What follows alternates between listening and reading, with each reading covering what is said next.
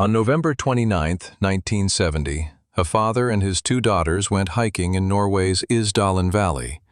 What they found would haunt them forever. Lying among the rocks was a woman's body, partially burned beyond recognition. But that was just the beginning. Police discovered she had been carrying 9 different passports, all with her photo, all with different names. Every label had been cut from her clothes.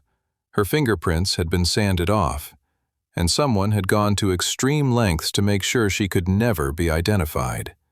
This is the story of the Isdal Woman, and 50 years later, no one knows who she really was. The Isdalen Valley, which means Ice Valley in Norwegian, sits in the mountains near Bergen.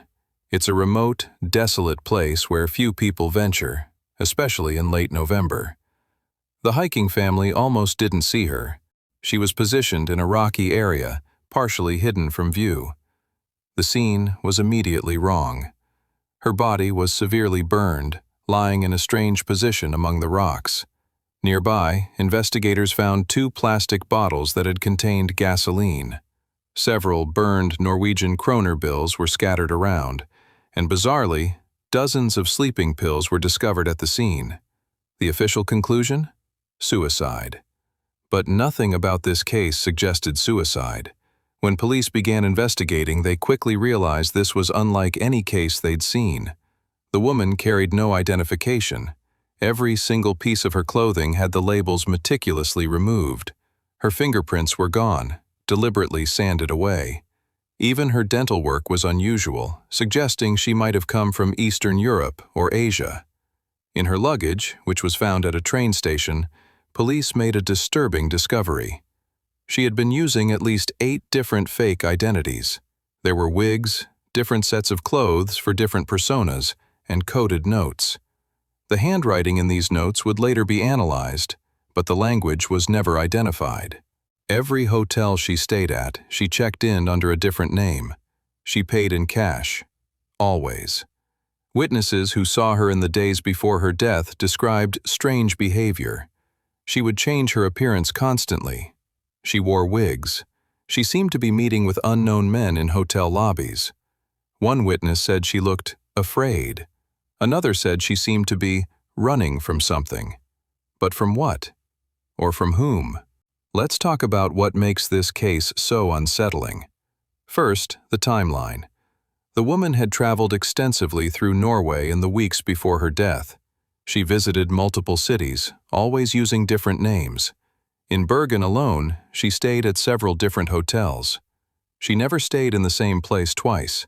Her suitcases contained a bizarre collection of items. There were over 100 kroner in various denominations, maps with certain areas circled, a spoon with a partial fingerprint, though even this led nowhere, and those coded notes that no one could decipher. The notes appeared to document her travels, but in a language or code that remains unidentified to this day. Now, about her death. The official ruling was suicide by carbon monoxide poisoning and burning. The theory was that she took sleeping pills, drank alcohol, set herself on fire with the gasoline, and died from smoke inhalation. But forensic experts who reviewed the case years later found this impossible. Her position was wrong. The level of burns was inconsistent with self-immolation. And perhaps most damning, there was no soot in her lungs. This meant she was likely already dead before the fire started. Someone burned her body after she died. So who was she? And why did someone want her identity erased? Theory 1. She was a spy. This is actually the most credible theory. The Cold War was at its height in 1970. Norway, being a NATO member bordering the Soviet Union, was a hotspot for espionage. Her behavior, the multiple identities, the coded notes, the constant movement, all consistent with tradecraft. Some investigators believe she was a courier or operative who became a liability.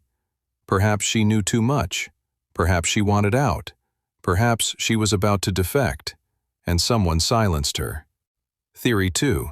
She was fleeing an abusive relationship or criminal network. Some believe she was trying to disappear, but someone tracked her down.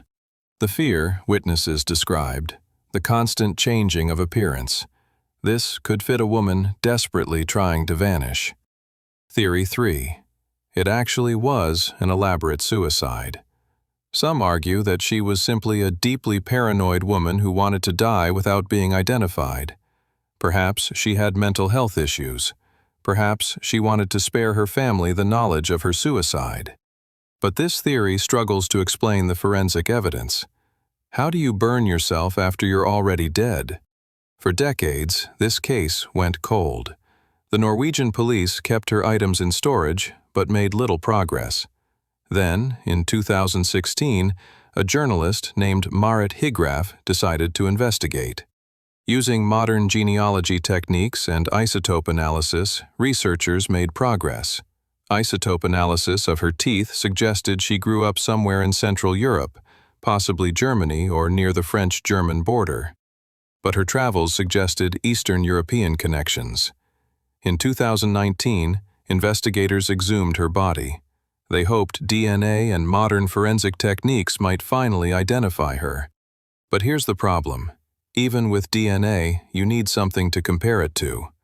No one has ever come forward claiming to know her. No missing person report matches her description.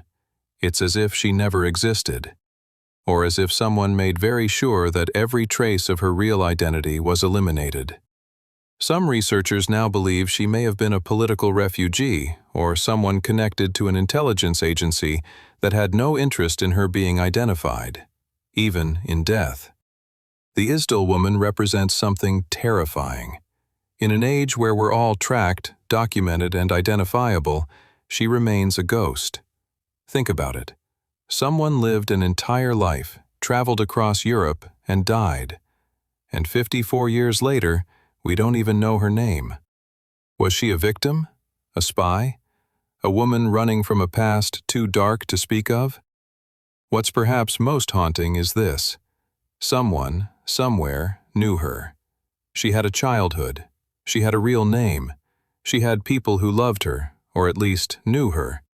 And yet, no one has ever come forward. Either they don't know she's dead, or they do, and they're choosing to stay silent.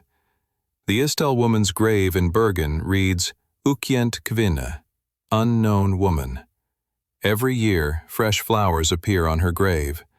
No one knows who leaves them. Somewhere in the ice valley, the secrets of her death remain buried, but the questions linger. Who erased her identity? Why did she have to die?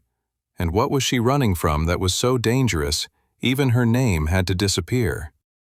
If you know anything about this case, Norwegian police are still taking tips. Because somewhere, someone knows the truth.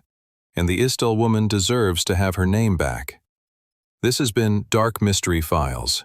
Subscribe if you want more mysteries like this, because some secrets refuse to stay buried.